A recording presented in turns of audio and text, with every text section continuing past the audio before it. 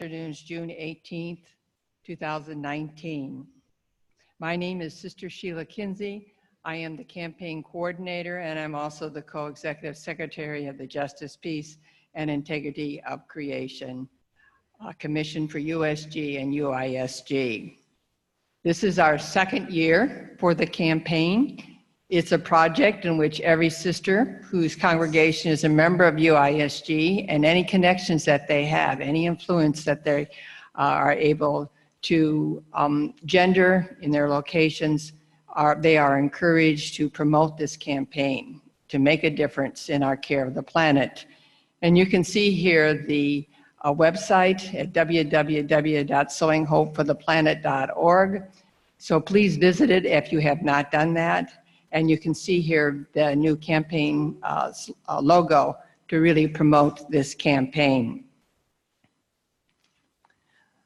Pope Francis has underlined the fundamental connection that exists between the environmental crisis and the social crisis. So we really want to be able to look at our lives, be engaged in a personal conversion, as well as a community ecological conversion, because we need to be interconnected, because everything is interconnected, as he so often says in his writings and in his talks. We need to be able to integrate both of those aspects in our lives. And we're taking all of this through the lens of Laudato Si', which is the document that has reached the world, not only our own Catholic communities, but so many different communities are really using that document as a way to really look at the environment. The theme for today is attending to ethical and spiritual roots, transforming contributions from our consecrated life and charisms. So this attending to ethical and spiritual roots is really in number 9 of Laudato Si'. So we're looking at the issues related to our own humanity. What are the changes that we need to be addressing that attend to these two areas? And then the second part of transforming contributions from our consecrated life and charism actually comes from a question from the document for preparation for the Amazonian Synod. So we're trying to put together those two concepts in this webinar. So to attend to the ethical and spiritual roots, we need to take time away. It's really kind of a way of loving, of moving gradually away from what I want to what God's world needs. And it's important to have that time away to be able to reflect, to engage in nature, to see what it is that is dwelling within ourselves so that we can really have a different perspective and gain a way of seeing with God's eyes and seeing what the world needs.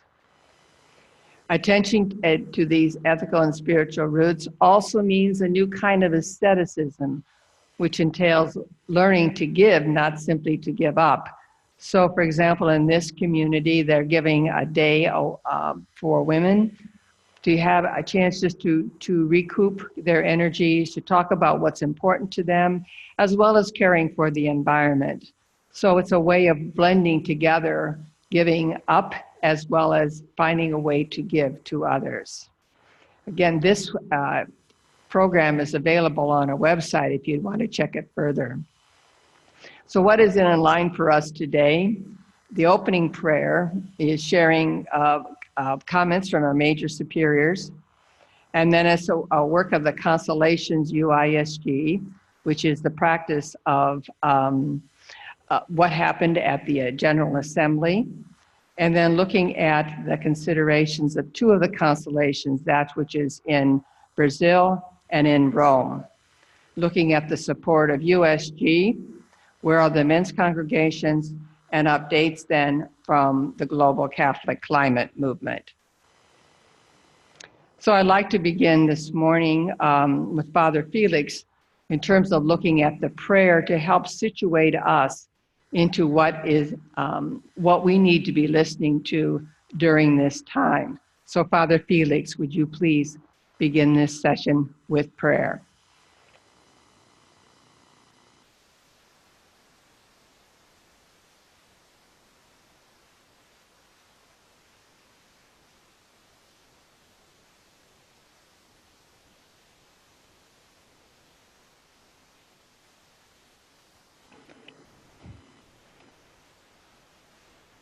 Okay.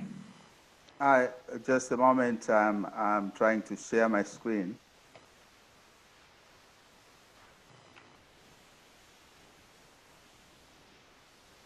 I will begin then this morning's session with the prayer, and it's taken from the Earth Day celebration of dealing with mercy in our lives, and seeing this as the 8th corporal and spiritual work of mercy.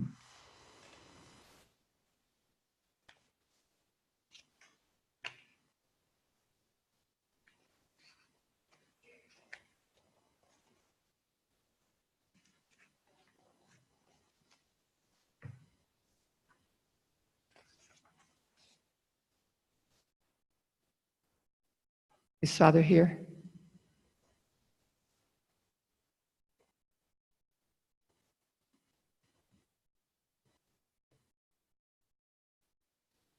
Is Father Felix online?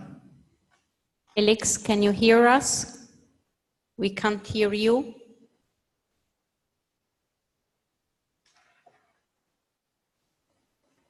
Felix, are you there? We can't hear you.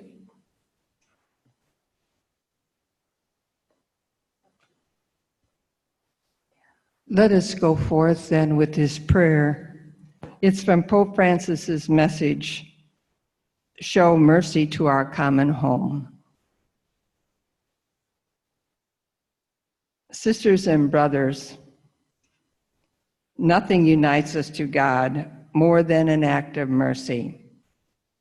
For it is by mercy that the Lord forgives our sins and gives us the grace to practice acts of mercy in his name. To paraphrase St. James, we can say that mercy without works is dead. In our rapidly changing and increasingly globalized world, many new forms of poverty are appearing. In response to them, we need to be creative in developing new and practical forms of charitable outreach as concrete expressions of the way of mercy. The Christian life involves the practice of the traditional 7 corporal and 7 spiritual works of mercy. Obviously, human life itself and everything it embraces includes care for our common home. So may the works of mercy also include care for our common home. As a spiritual work of mercy, care for our common home calls for a grateful contemplation of God's world, which allows us to discover in each thing a teaching which God wishes to hand on to us. As a corporal work of mercy, care for our common homes requires simply daily gestures which break with the logic of violence, exploitation, and selfishness, and makes itself felt in every action that seeks to build a better world. O God of the poor, help us to rescue the abandoned and forgotten of this earth, who are so precious in your eyes. God of love, show us our place in this world as channels of your love for all the creatures of this earth. God of mercy, may we receive your forgiveness and convey your mercy throughout our common home. Praise be to you. Amen.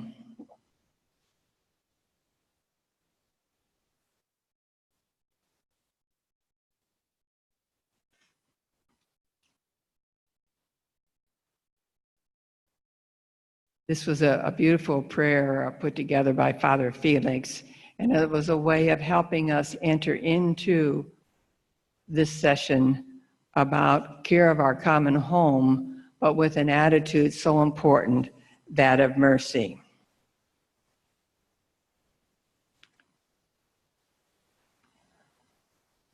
So beginning with the first section about the assembly, the gathering of the religious superior generals in May, to the theme of Sowers of Prophetic Hope.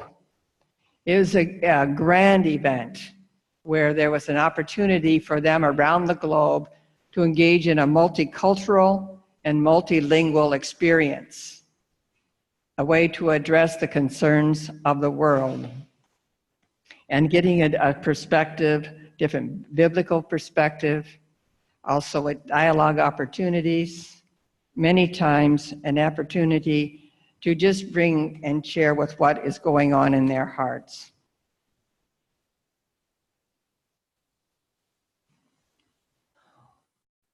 One of the events at that time was an opportunity to share the campaign that we have been engaged in for the whole year on Sowing Hope for the Planet. It was Laudato Si and the Way Forward. It was an opportunity to share the experiences that we have had together in solidarity throughout the year. The highlight there was the sharing of a video which had a number of the experiences that sisters throughout our globe were engaged in an effort to celebrate Laudato Si, to listen to the cry of the earth and the cry of the poor. And it really brought about a sense of communion, a way of being at one with one another. And this video has subtitles in other languages, as well as Japanese, and Arabic is coming soon. So it's a way of giving us an opportunity to share in a language that is so important for us. The UISG is organized with 36 constellations around the world. This is a way of having an opportunity to communicate with one another, to share ideas.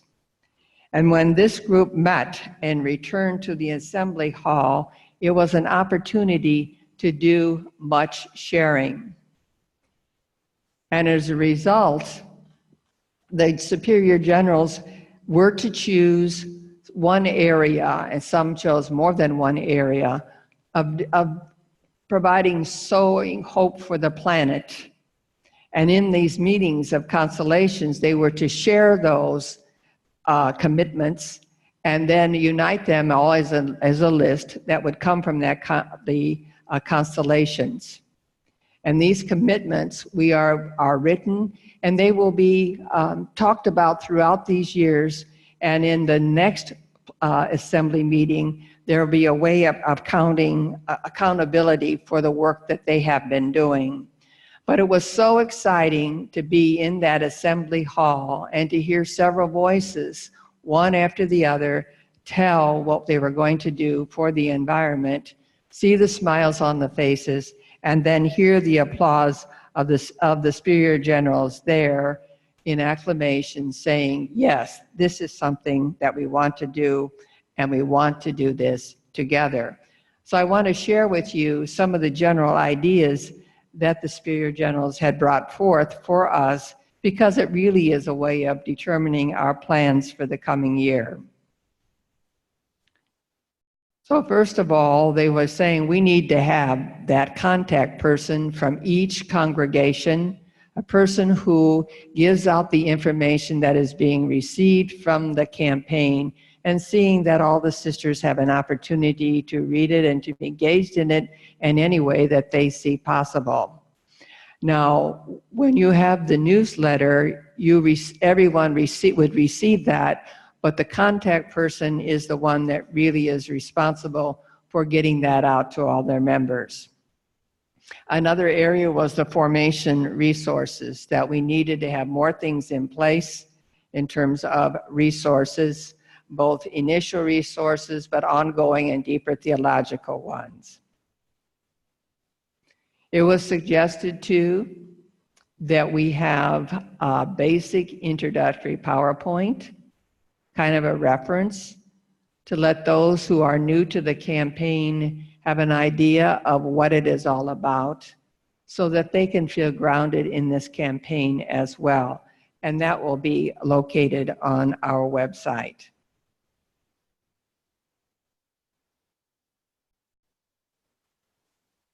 Another request was an idea, how do we educate others? How do we educate our sisters? How do we educate the community about the concerns that are related to climate change? How do we involve people in moving forward for areas that we know need to be addressed? And it would be wonderful to do that with a community spirit.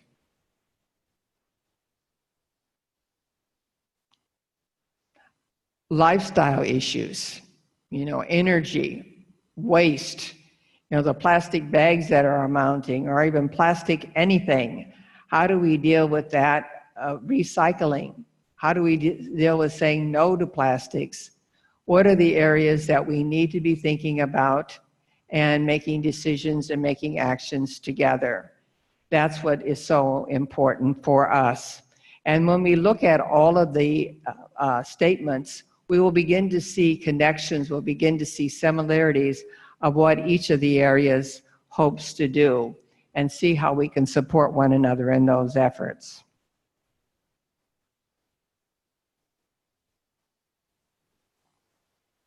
Another area is concrete actions. Here we see one of the communities, one of the resources exactly that is on our website in the resource section, involving a community, involving family in cleaning up the local area.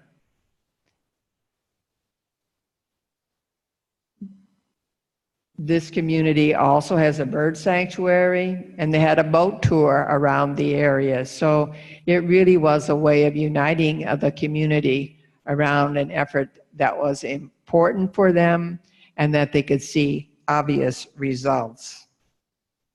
Again, the ethical and spiritual roots were being addressed as a community.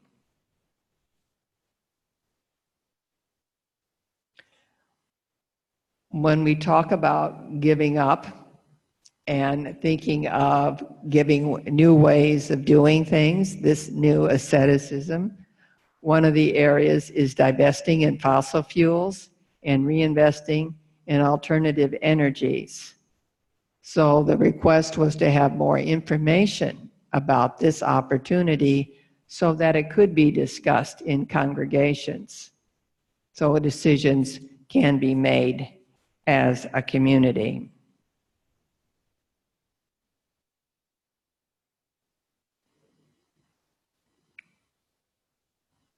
There will be a number of events coming up throughout this year. The first one coming in September is noted as the Season of Creation from September 1 to October 4.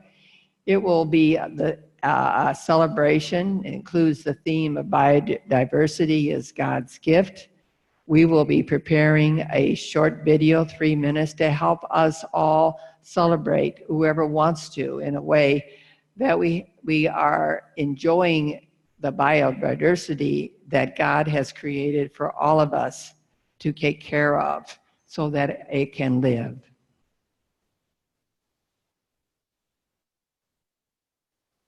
The upcoming synod in October, the new pathways for the church and for an integral ecology, is very important, and we will be talking about how we can share this effort both here and in Brazil and the Pan-Amazonian area.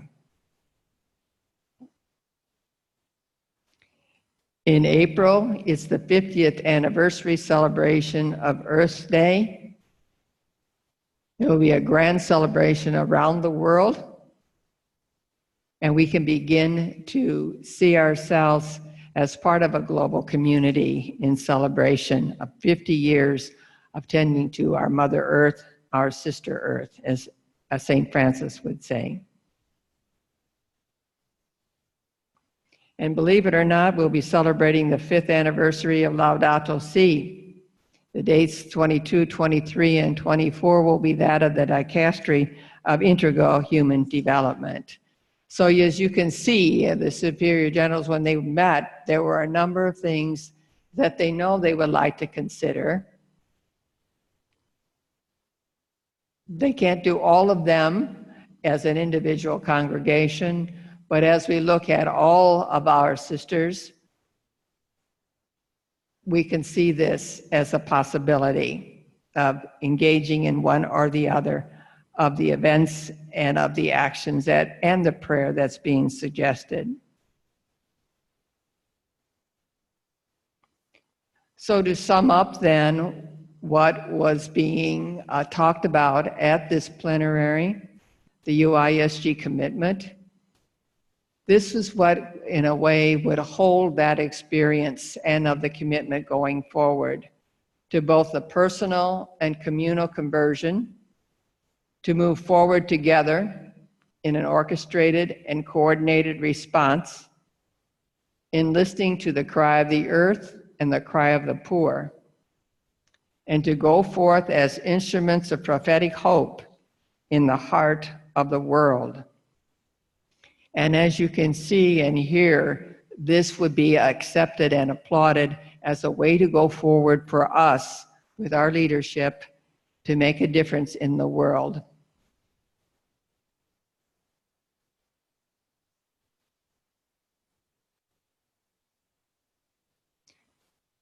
Following the event with the assembly with the sisters, our office was invited to give a day for the USG, which is the Union for Superior Generals of Men. And here you see our group together that did the presenting. To my, as we look at it, to my, as on the right side, or on the left side here is Father Juan Cancilla, who is a Spanish priest, who is part of our promoters here in Rome, and he provided some more deeper reflection on Laudato Si and care for creation. Father Jostrom, from the Dicastery of Integral Human Development, provided an overall framework for theology, but also some scientific background. He has experience in dealing with ecology. And then Father Felix is there, and he presented the Justice and Peace Office and the things that we do. And so my role was to share with the priests and brothers there the campaign for integral human development, and as a way of moving forward then with our campaign of sowing hope for the planet. And when our brothers and fathers heard the message about sowing hope for the planet, they want to be in support of this effort as well. But we will have to wait for their commitments. These will be made in November, so we'll see what kind of concrete actions they will be demonstrating in order to carry forward this campaign of sowing hope for the planet.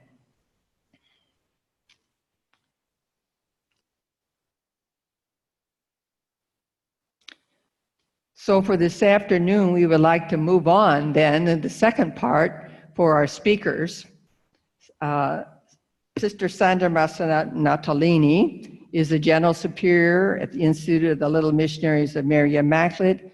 She will have someone delivering her message, and we will soon find out that Carol will be here with us to deliver the message that she has prepared.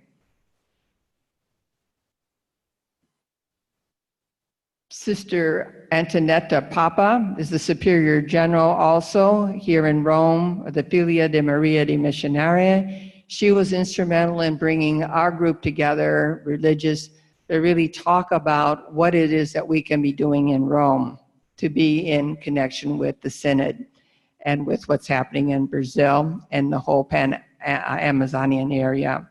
And then we will hear from Christina Liano, who will be talking about the global Catholic climate movement's efforts.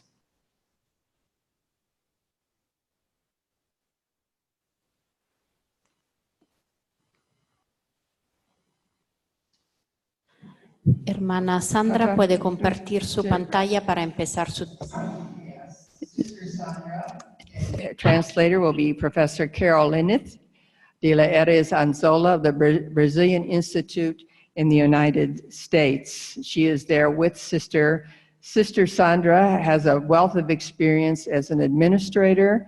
She's in nursing, hospital care, coordination of quality care. She's been a teacher, She's the director of a regional area hospital. So you can see that background being shown in and being demonstrated in her presentation. So please, let us hear the message of Sister Sandra.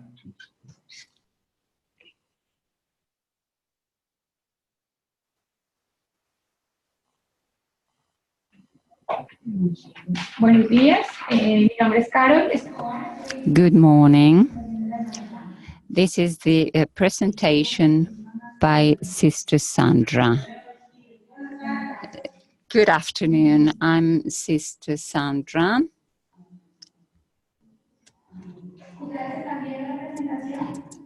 Can you see the presentation? No, we can't see it. You've got to share it with us. Okay, fine. Now you can speak. The Constellation of Brazil took part in the preparation process. Sister, we can't see the presentation. We can only see the screen, please. Can you put the presentation on the screen as we did before? Thank you.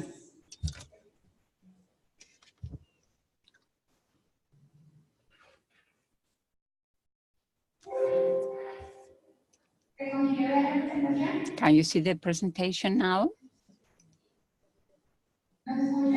Can you hear us? Yes. Yes, you can speak now. So the Synod for the Amazonian region, the Constellation of the UISG in Brazil participated in the preparation process. How was it? Our experience as consecrated life in the Amazonian region is a strong experience of community and unity. The preparatory document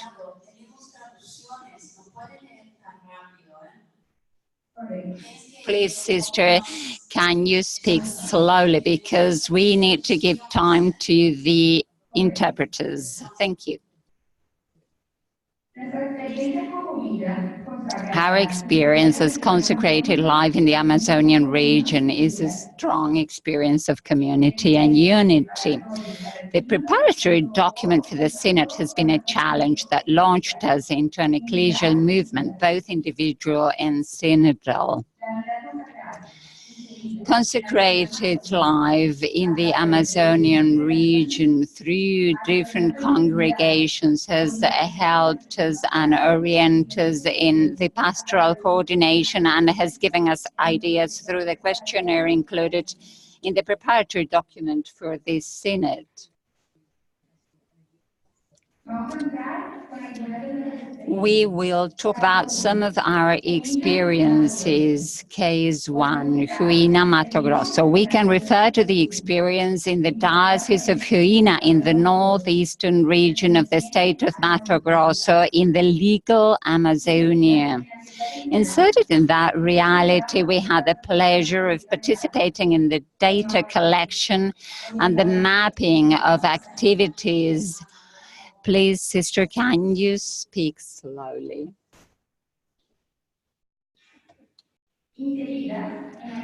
So inserted in that reality, we had the pleasure of taking part in the data collection and in the mapping for pastoral coordination and orientation. And we could provide ideas through the questionnaire that we had that was included in the preparatory document for the Synod. Our participation has been stronger with the indigenous peoples that live in the diocese that are estimated in more than 3,000. The questionnaire was also applied to the indigenous communities so as to collect data. And you can see a tree that was used by the indigenous populations to talk about their experiences. And you can see that to them, the most important part is that of the roots of the tree. To the left of the tree, you can see that they talked about what's important in their life. And in the top, there are the fruits that result from their experience.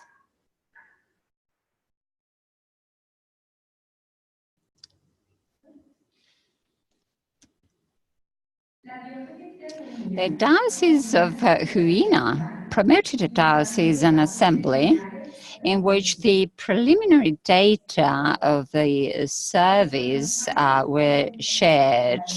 And they also talked about pastoral matters, education, living issues.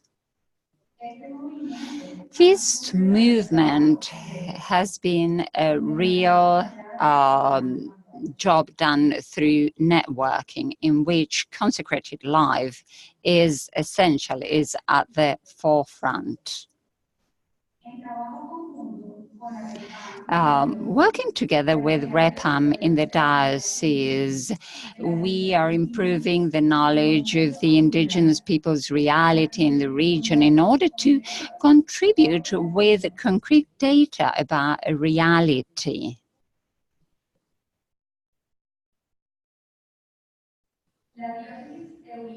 The diocese in Huina promoted the Congress on the Family in 2018 with the participation of 3,000 people. They didn't use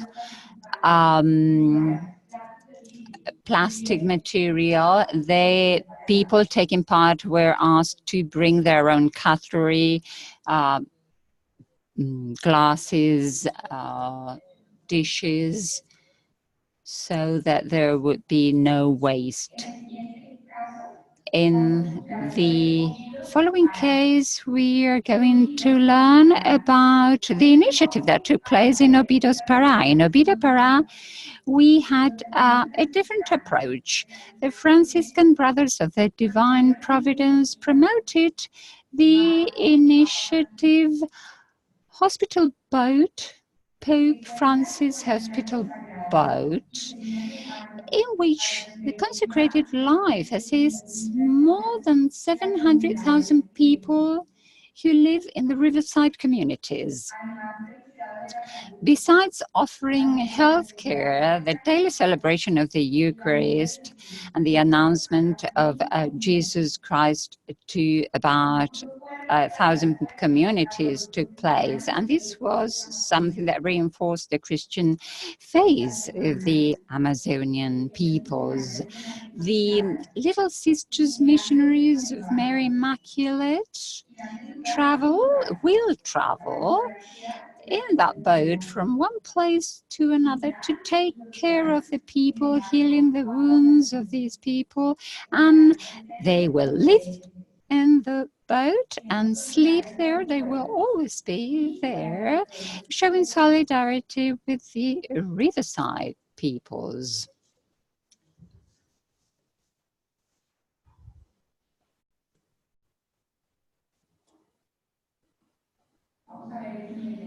Let us look at the other initiative,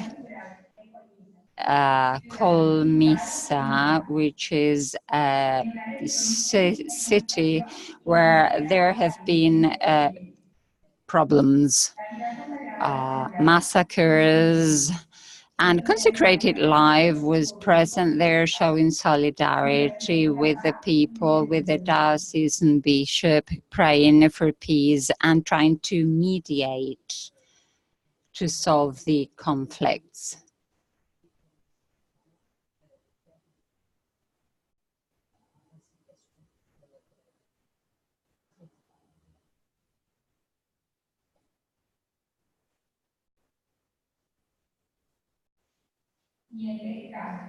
The following case number 4, the National Network, a Cry for Life, the Conference of the Religious in Brazil, together with religious women, carried out projects that promote the use of the network in defending life and combating the traffic of people and minors, especially in the Amazonian region.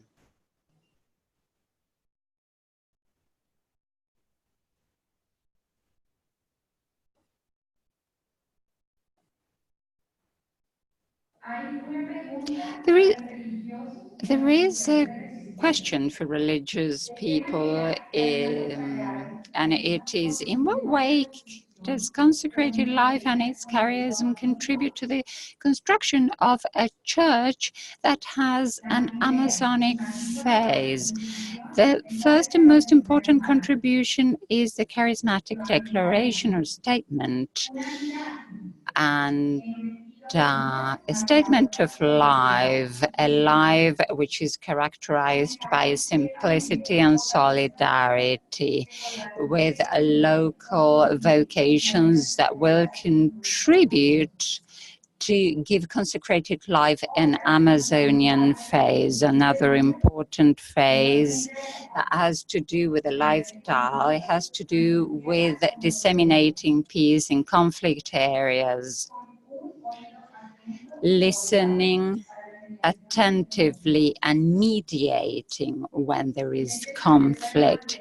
In this process that implies and requires maturity, it is necessary to share our knowledge and experience, and we can contribute in a meaningful way to promote the good of the riverside populations with concrete actions that have to do with education, healthcare, and religious pastoral care.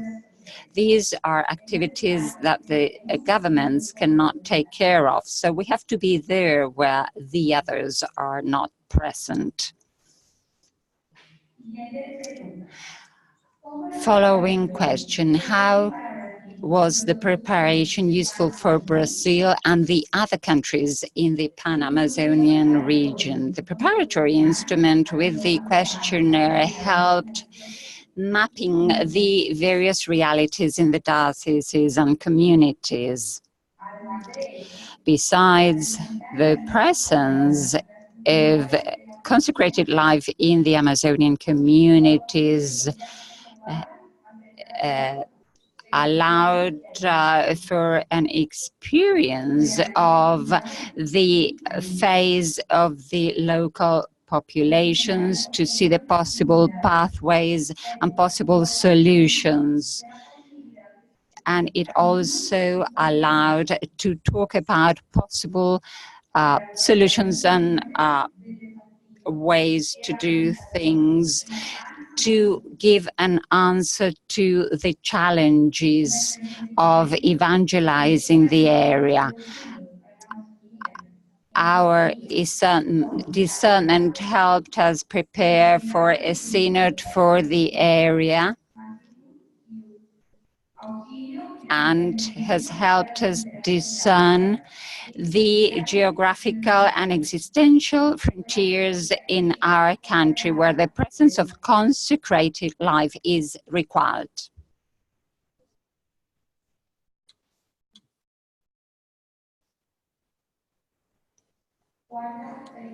Fourth question: what do you expect to happen as a result of the synod?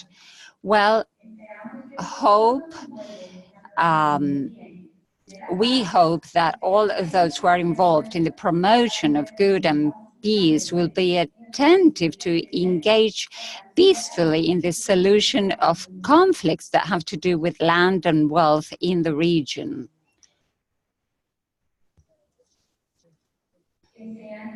we want them to be mediators who take part in a common action in which the government, the church, and the peoples in the region take part, respecting life and biodiversity.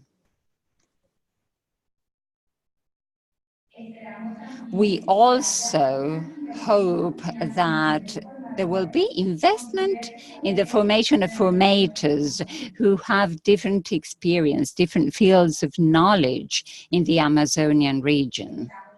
And we also look forward to see native vocations with an Amazonian phase on the basis of the statement of prophetic hope by consecrated men and women.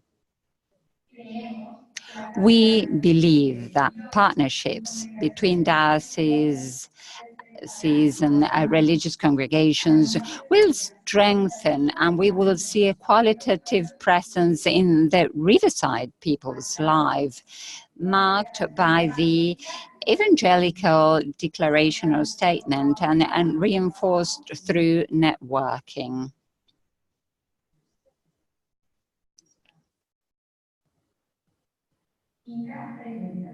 Fifth question. The religious in Rome are also preparing a series of events in Rome to support the members of the Synod and to help extend the message of the Synod worldwide. How can we all work together? Well, we see with joy and hope the participation of everybody to support the Synod for the Amazonian region. We think that all these efforts could become even more concrete through initiatives that support projects in favor of life regarding the riverside peoples, aiming at preserving biodiversity, at the formation of a vocational culture that aims at generating native vocations. Technology can be used to show the richness, the positive aspects, and also to take care of the common home.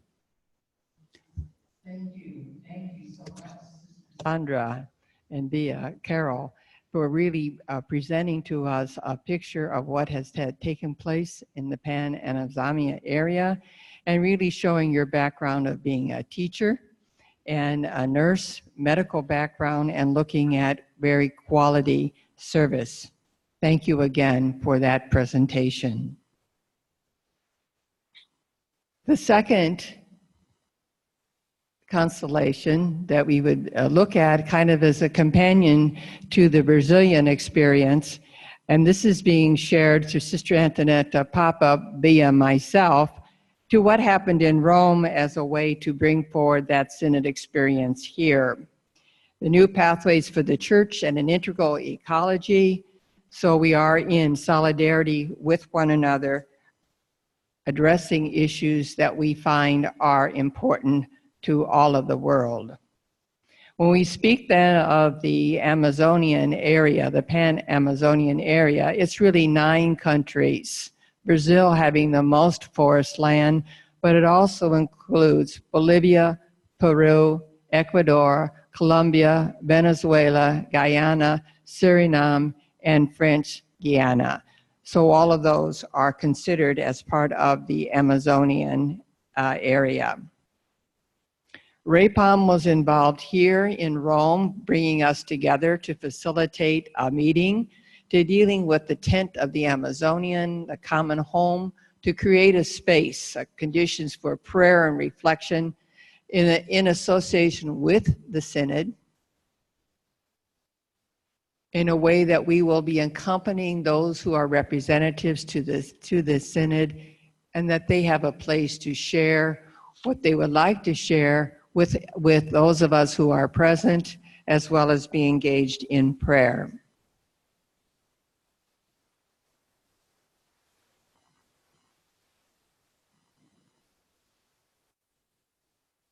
The group that gathered here in Rome also addressed the question, what can concentrated life and its charisms contribute to the building up of a church with an Amazonian face? So what is happening in the Amazon is affecting all of us. The climate is affected by the trees that are in the Amazonian area. They are really considered the lungs of the world.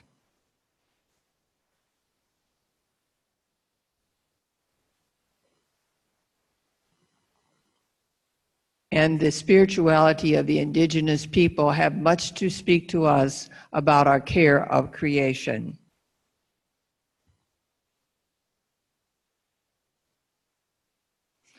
Attending to the ethical and spiritual roots, as we talked about in the beginning of this session, looking at how can we be liberated from fear, greed, and compulsion. How can we work at this together to make a difference from the world? And when Sister Sandra talked about the idea of the roots being so important to the indigenous people, how appropriate for us to look at those roots that are essential to address in dealing with environmental problems.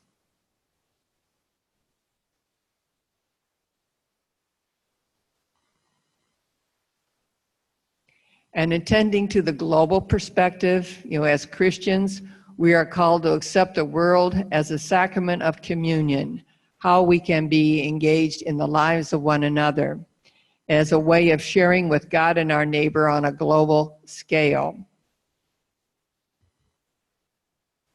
This is an event that was shared by one of our promoters here in Rome. The event is in the Piazza di Popolo. It was when Greta Thunberg was here talking about the crisis of climate change and engaging the youth and adults intergenerationally to address this problem.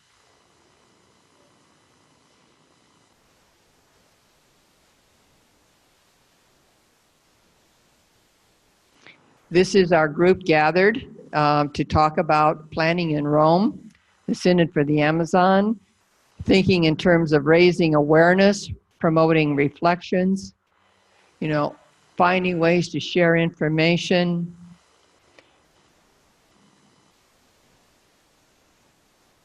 Can we experience in some way the indigenous spiritualities?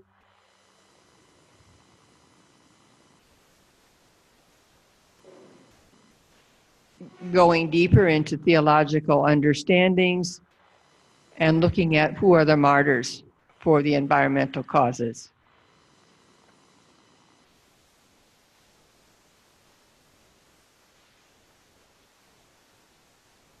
And you can see Sister Antonetta here being engaged in this presentation, facilitation of the group meeting.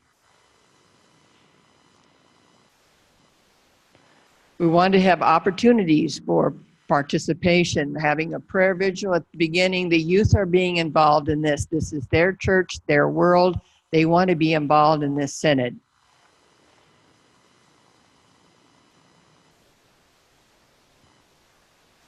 As partnering in some way with those who are being representatives at the synod. We'll be having themed meetings, different topics, celebrating the missionary experience, looking at the role of women in the church, trafficking issues, and all environmental justice.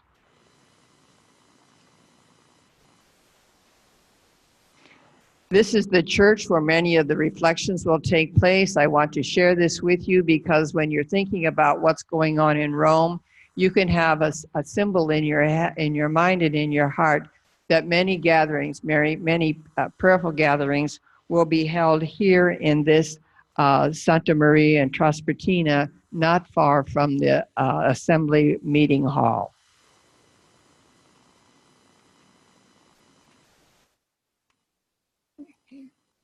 There will be other places around Rome as well, different universities and UISG. There will be reflection, sharing about the religious life and how we come to another understanding of through Laudato Si, and different topics such as biodiversity and interculturality will be looked at through Laudato Si.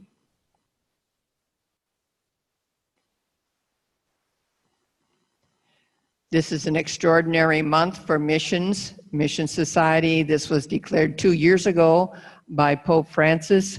There are 13 religious missionary groups in Italy. They will be sharing that missionary experience in many ways.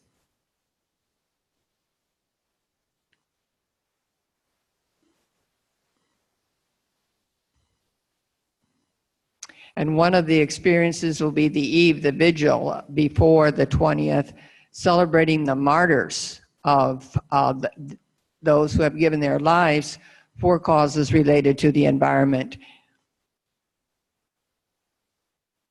And the one here is Sister Dorothy Stang, who is on the road to canonization. She's on the first step, celebrating her life, the honor of her life. And there will be others also. Father Ezekiel, who also will be honored, and we want to find out from other communities who they would mention as martyrs for this event, which we would be honoring all of those who've given their lives for this cause.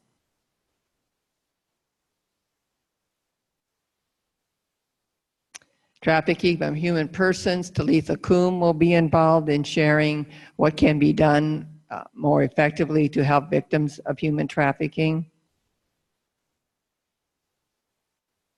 We'll look at the impact of transnational corporations. How can we help one another look at those communities that are affected by mining, land grabbing, abuse of the environment? How can we help one another so that everyone benefits, including the environment, in a healthy condition?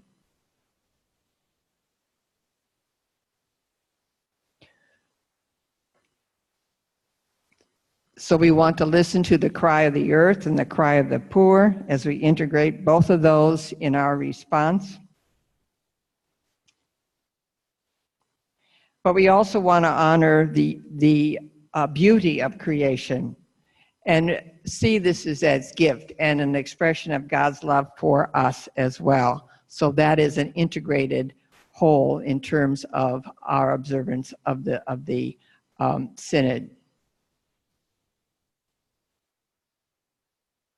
We will have a calendar of all of these events. These will be put on the websites, the campaign website, our JPIC Roma website, as well as UISG. So you can have an idea of what's happening here, and being encouraged to also do similar events in your area to be in connection with what we are happening and what's happening here. Also, the Synod document that's just been released is also placed on all of those websites, so you have a chance to follow along and see what the discussions are all about.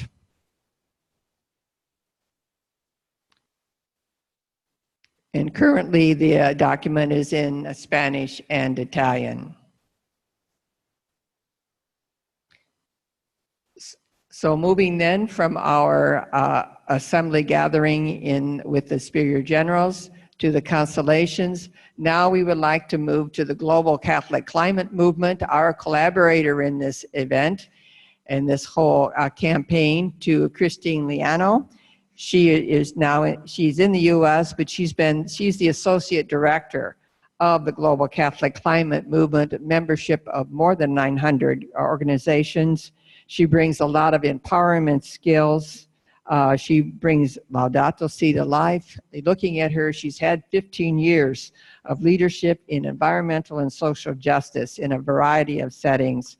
So I would like Christina to begin to share with us the impact and the influence of the Global Catholic Climate Movement. Christina, please. Great. Thank you so much for having me here. And can you see my PowerPoint okay? Great. Okay, perfect. So, oops, did it disappear? Okay. She can put it as a PowerPoint, no? Okay, here we go. So thank you, Sister Sheila, for inviting me to be a part of this webinar and to share the many ways that all of us can work together to live out our faith and our call to integrate care for creation into our spiritual life. I'm speaking a few days after Pope Francis told oil executives that their continued exploitation of fossil fuels is unsustainable. Instead, Pope Francis said that we need to have a radical energy transition. And then using these very strong words, as you can see on the screen, he said, faced with a climate emergency, we must take action accordingly in order to avoid perpetuating a brutal act of injustice towards the poor and future generation. So these are very strong words, and it's a clarion call for all of us to see what is happening in the world and to see it as a climate emergency and to take bold action. So I'll be sharing a couple of ways which we can work together to address this climate emergency and respond to these strong words of Pope Francis. Many of them have already been shared, but I will kind of review some of them.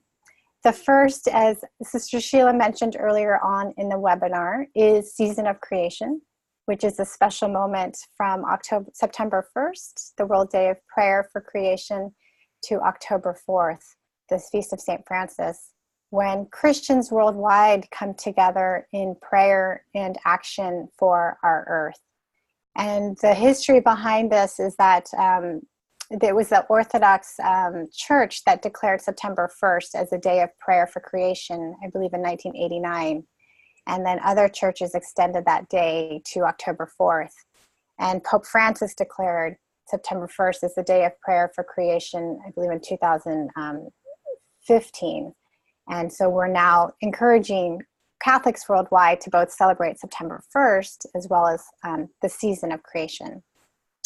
And on the right, you can see some breaking news that just came out of the Vatican that's encouraging everybody, the Catholic Church worldwide, to celebrate Season of Creation. And for the first time, we have a letter from the Dicastery of Integral Human Development in support of Season of Creation and other resources so that we can all begin planning for this. And so, and I wanted to just share a couple of pictures from Season of Creation. And you can see here from last year, here's the Day of Prayer for Creation in Durban, South Africa. And then another Day of Prayer for Creation in the Philippines, and then in Paraguay. So you can see what's beautiful about Season of Creation is that everybody finds their own way through art or education or action to bring care of creation to the center of our faith lives.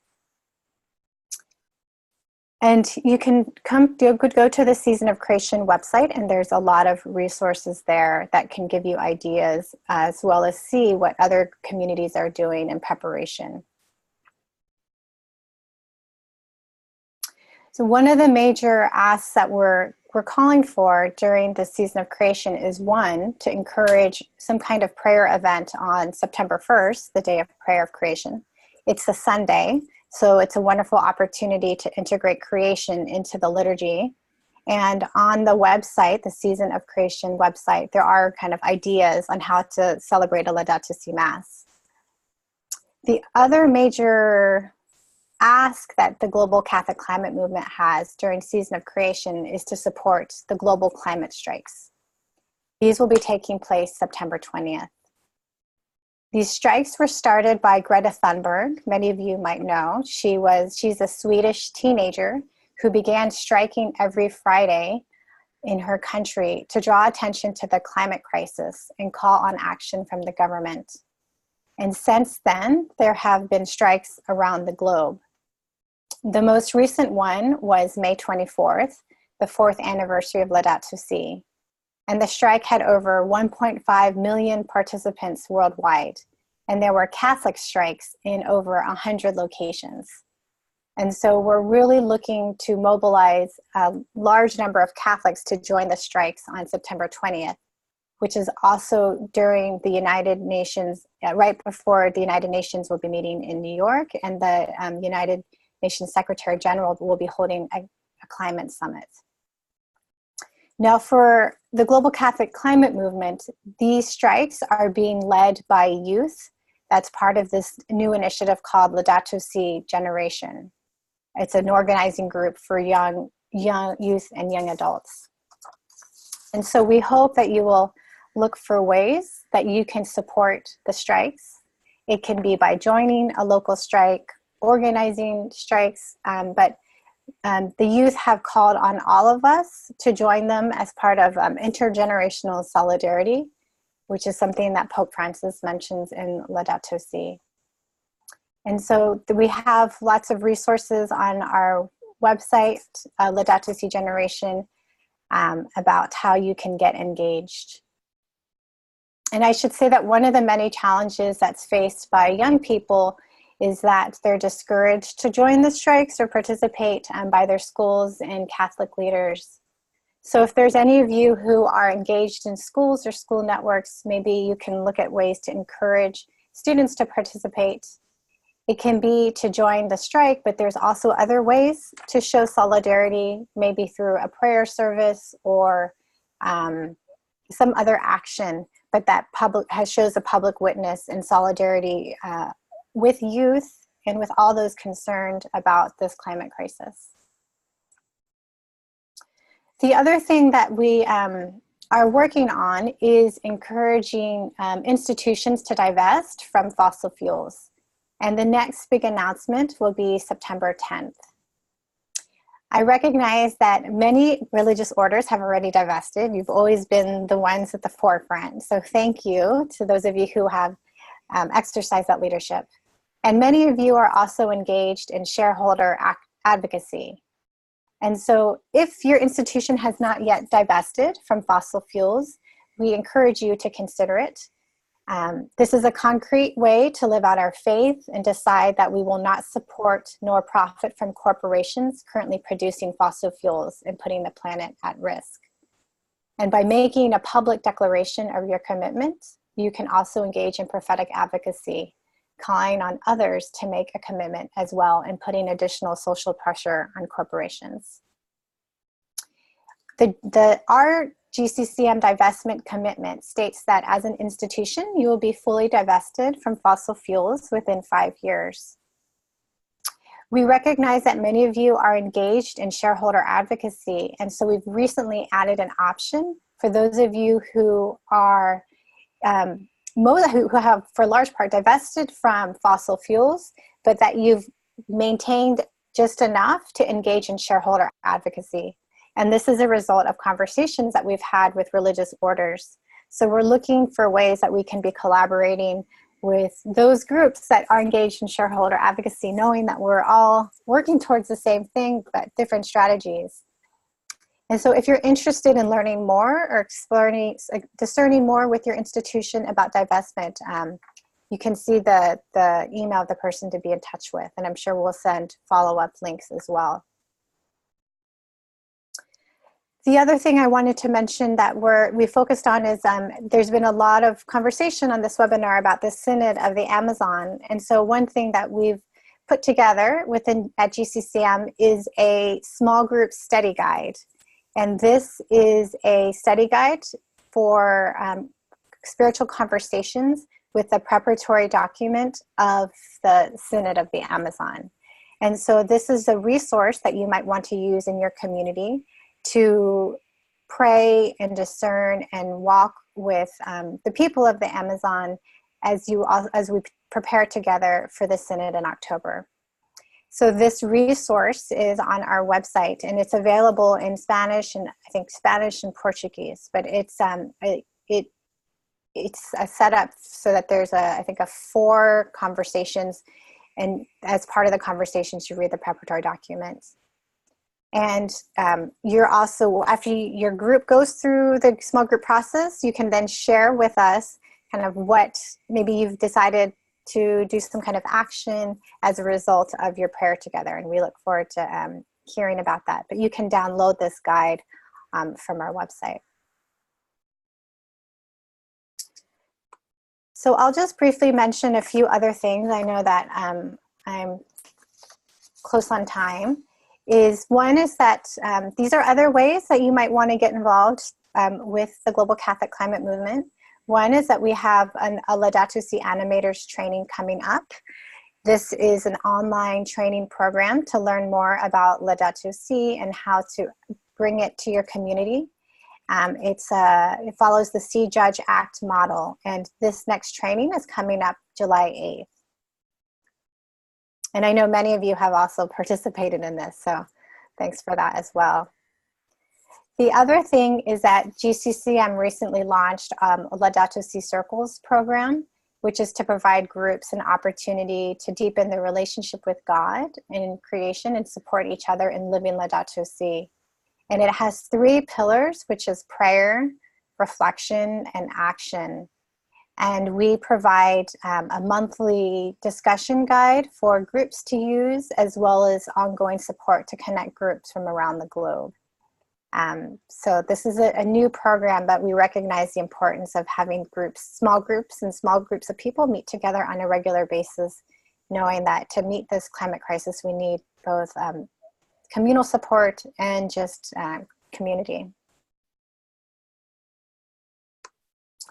The other thing I wanted to share is, in addition to circles, we have GCCM chapters, which are dedicated to action and education in their communities, and are often represent many Catholic groups or circles in the region. And so chapters generally engage in advocacy in their area, education, and workshops, and take part in GCCM global campaigns. And there's also a monthly call for chapter leaders. So this is another option to either start a chapter or to join an existing one. And then last, the Global Catholic Climate Movement has a number of working groups to execute different parts of our mission. And so we have an advocacy working group, sustainability, eco-spirituality, divest and reinvest, and several more. And so I want to highlight the advocacy working group which is developing resources for people throughout the church, identifying advocacy priorities, and sharing best practices and stories. And so this is also a way to help support our global movement by joining a working group to develop resources or develop strategies that can then be adopted by our global network. And so you can see a list of these working groups on our website. So thanks again for all the work that you're doing in your communities, and please reach out to us if you would like more information about ways to get involved. Thank you, Christina. You can see the amount of work that's being done through the Global Catholic Climate Movement, an opportunity for anyone to get involved in any way that you see listed there. And if you think of an idea that's not there, you can propose it. And I'm sure that the Global Catholic Climate Movement would consider it. So thank you again for your tremendous work, the voice for us in many, many circles, Christina. God bless you. Now is the time for the second part, or the final part, is for you to have a chance to ask some questions or comments. It's kind of an open forum. Please, if you have something you would like to say, please raise your hand, and Patrizia will let us know the question, and then we'll see who would need to answer it. So it's your turn now, those of you that are participating. Thank you.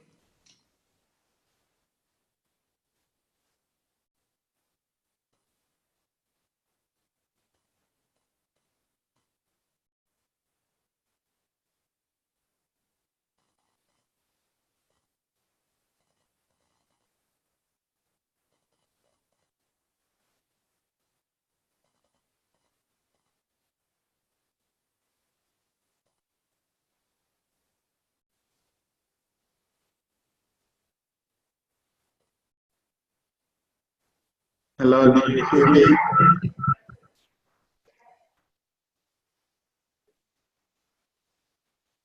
Yes, sir. Let me go on and ask my question. Probably you are hearing me. In case you don't hear me, tell me. I just wanted to ask the sisters that are working with the indigenous people down in Brazil. They spoke about making the reality of the Amazon visible in Rome.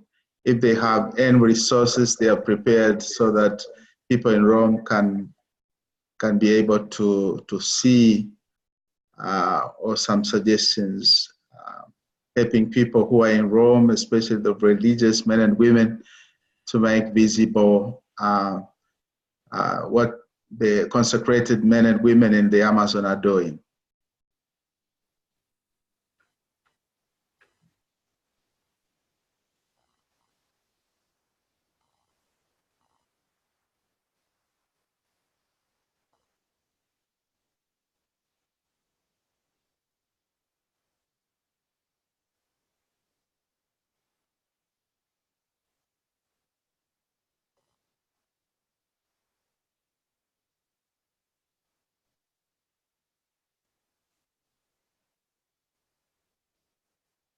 They're speaking.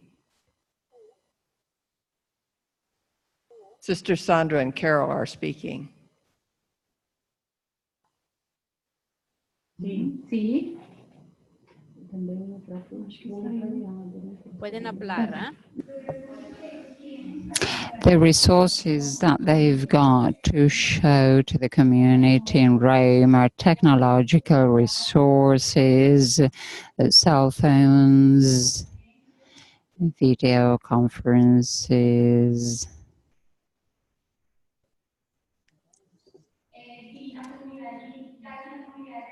If the community in Rome wants to come and visit, well, it is possible for them to be here and to collaborate with the indigenous populations and to take part in their projects. Can you hear us? Yes, we can. Thank you.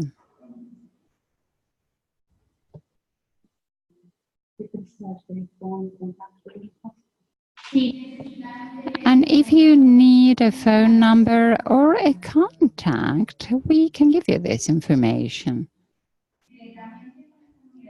so that you can get in touch directly with the communities in the Amazonian region. Fine, thank you very much. You can ask questions directly, or you can also write them in the chat. Particularly those of you who don't have a webcam can write your questions if you so wish.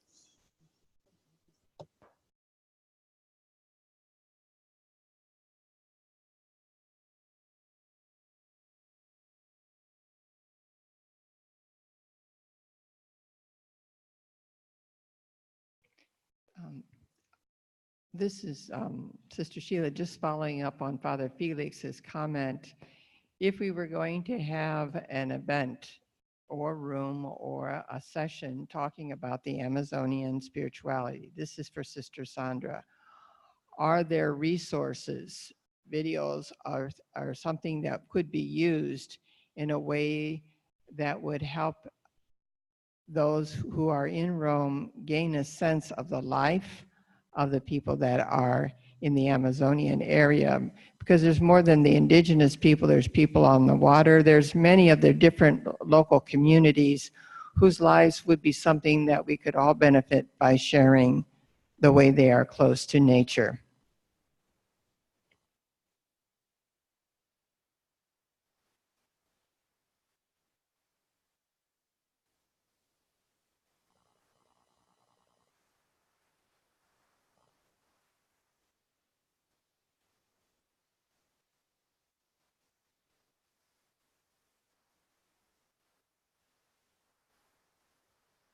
El sitio de la UISG.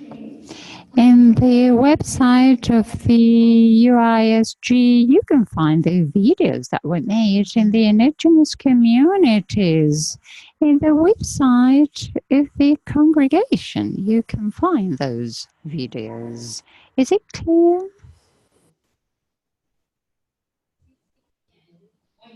Yes, it is. Yes, we can hear you. So I'm giving you, I'm answering again. In the website of the UISG, you can find videos about the work that was carried out by the sisters in the indigenous communities, and also in the website of the congregation.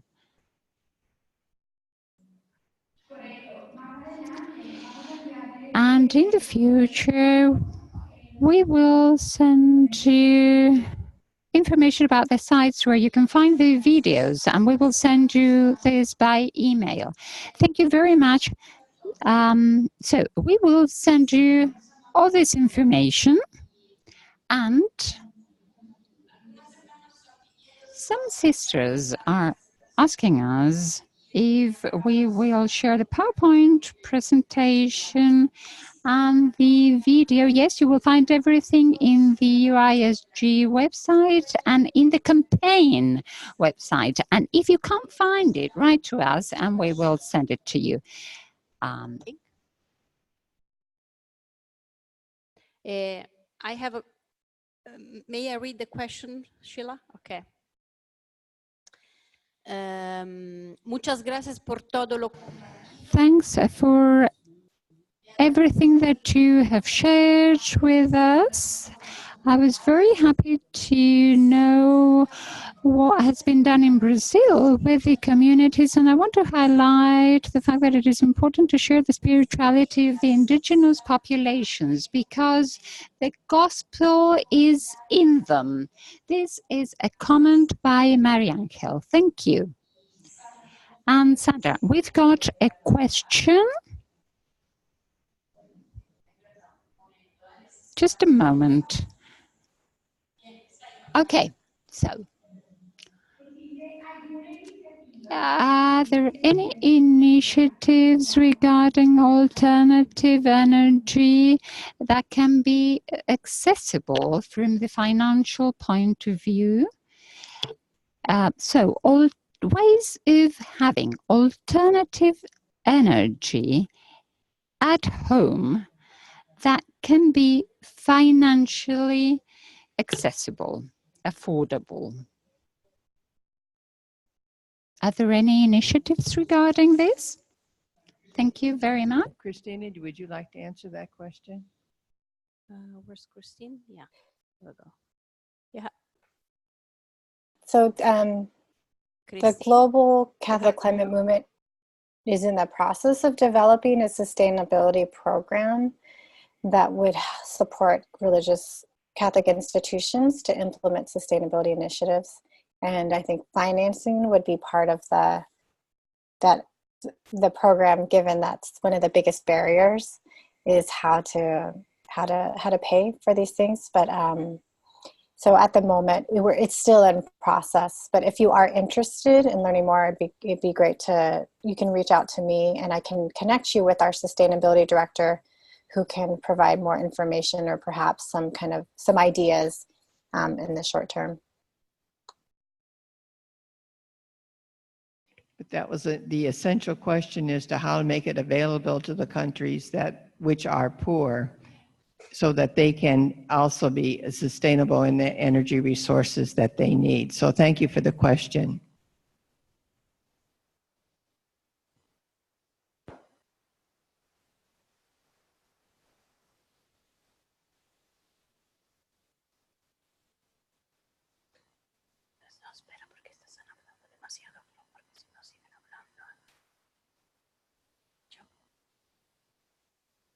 Question?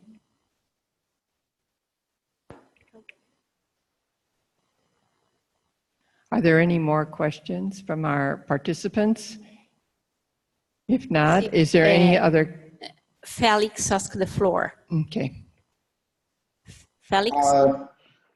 I wanted to ask Christina if you can say a little bit more about what she said about chapters. I didn't really get what it's all about. Thank you.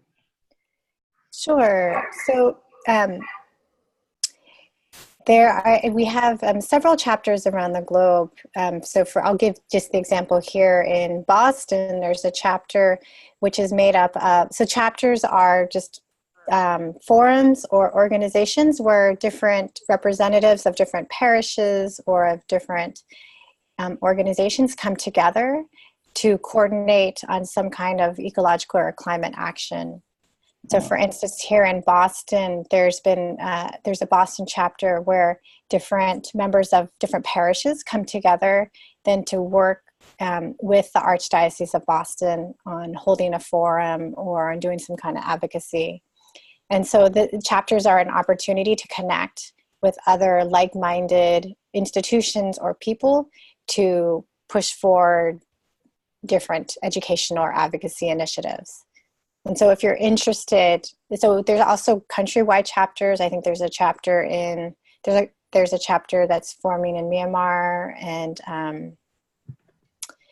I think in different parts of Brazil, where different organizations find that they have a common mission and they just want to come together to strengthen their action together. And so through GCCM, we can help facilitate the development of those chapters so that you can be more effective in working. And the best, so if you are, I don't think we have our chapters listed yet on our website, but I know we have like 20 chapters and we need to get those up. But if you also find that you would like to form one, we're happy to support you in doing that. Does that answer your question, Father Felix? Yeah.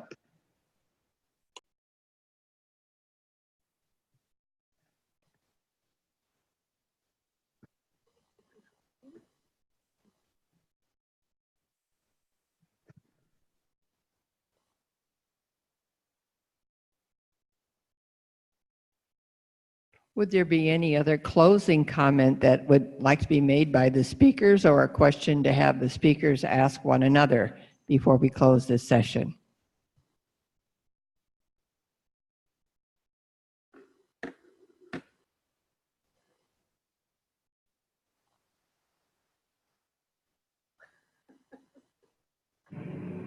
So this is Christina, and thanks again for having me.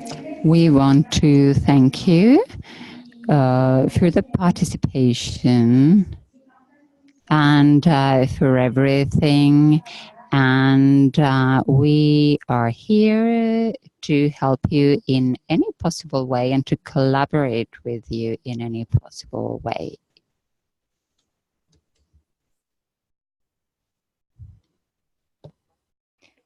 So, Father Felix, since we had technical difficulties starting, I wondered if you would like to just give us a closing prayer to help end this session as we thank all of the participants, all of the speakers for their time, really, as you can see, really preparing the presentations that were given this afternoon, and as we journey together, trying to make a difference in the world, looking at the root causes, the spiritual causes of dealing with climate issues, dealing with environmental concerns. So, Father Felix, please.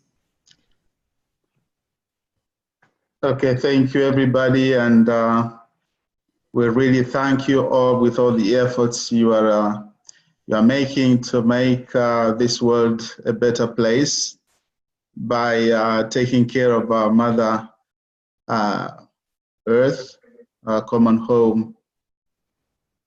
And therefore, we put your missions and your initiatives and your ministry and providence under the guiding hand of the Father and the redeeming hand of the Son, and the light and guidance of the Holy Spirit. We thank God with all our hearts, especially for the service to the poor, those of whom neglect to the care of creation cause destruction, pain, and death. We ask the blessings. We ask you, Almighty Father, to bless everybody especially those who are in the margins of our societies. And in closing, we say together in our languages, glory be to the Father, and to the Son, and to the Holy Spirit, as it was in the beginning, is now, and ever shall be, world without end. Amen. Thank you all for participating in this afternoon. God bless.